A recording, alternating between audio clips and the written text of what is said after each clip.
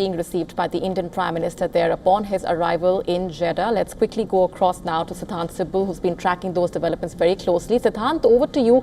Explain to our viewers the significance of this visit and what the expectations would be. This is the third time that the Indian Prime Minister Narendra Modi is going to Saudi Arabia. He's just landed. We have seen those visuals of the Indian Prime Minister landing in Jeddah, and of course given that welcome as well. Of course, we earlier saw those visuals of the Saudi fighter jets escorting his aircraft. But India-Saudi relationship is a strong relationship based on diaspora, energy, trade, and of course the India, Middle East and Europe economic corridor that was announced in Delhi, and essentially how Saudi Arabia plays an important role in it. And this visit is expected to firm up the relationship, especially in the domain of defense, of investment and trade. Defense, of course, also forms an important element of the relationship.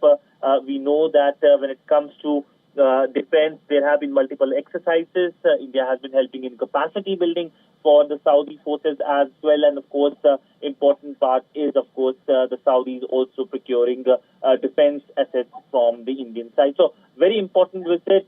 It has just started. We will see more developments happening.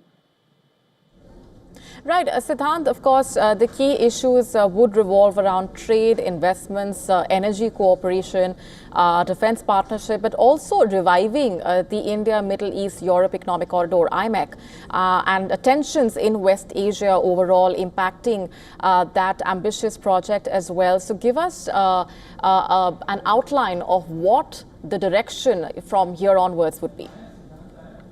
Well, essentially, when it comes to this visit, it will, of course, give an important direction to the relationship. This is, in fact, the 15th time that the Indian Prime Minister is traveling to the Gulf, and third time when it comes to the Indian Prime Minister's visit to Saudi since 2014. He was in Saudi Arabia in 2019 and 2016. And in terms of direction, do expect a big-ticket announcement in terms of investment and trade. But when it comes to the India... the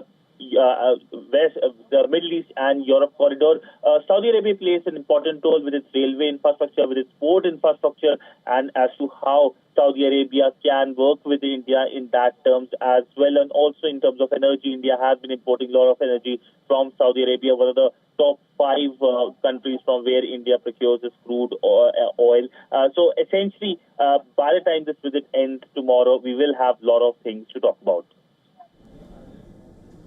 Right. Siddhant, also tell our viewers more about what the rest of the day is going to be looking like for the Indian Prime Minister. The Indian Prime Minister has just landed. He will be meeting the Saudi Crown Prince Mohammed bin Salman, and he will be also addressing the members of the Indian diaspora. After the meeting with the Saudi Crown Prince, do expect a lot of outcomes in terms of how essentially both sides aim to give direction to the relationship.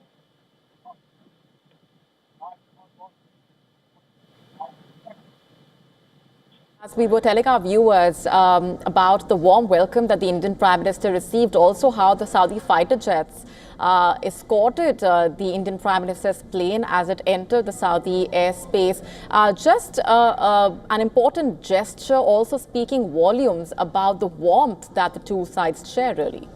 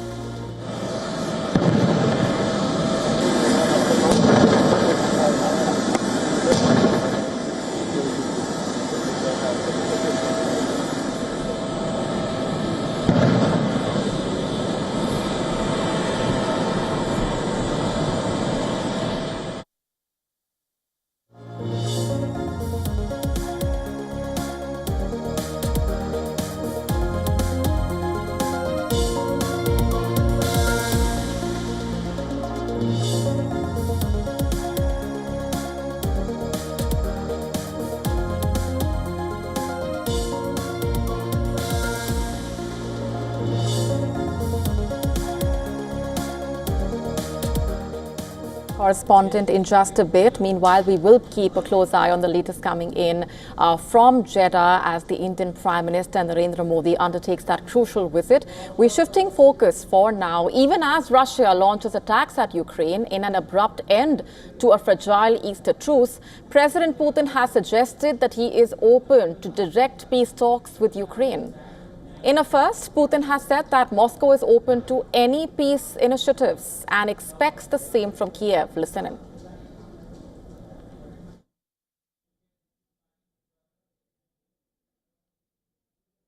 И, конечно, я с удовольствием принял приглашение. Мы всегда об этом говорили. As we have always said, we look positively at any peace initiatives. We hope that the representatives of the Kiev regime will also feel the same way. However, we have seen the initial reaction. I think everyone has noticed it. There was a statement published according to which our proposal was seen as a game with fates, with people's lives, and so on.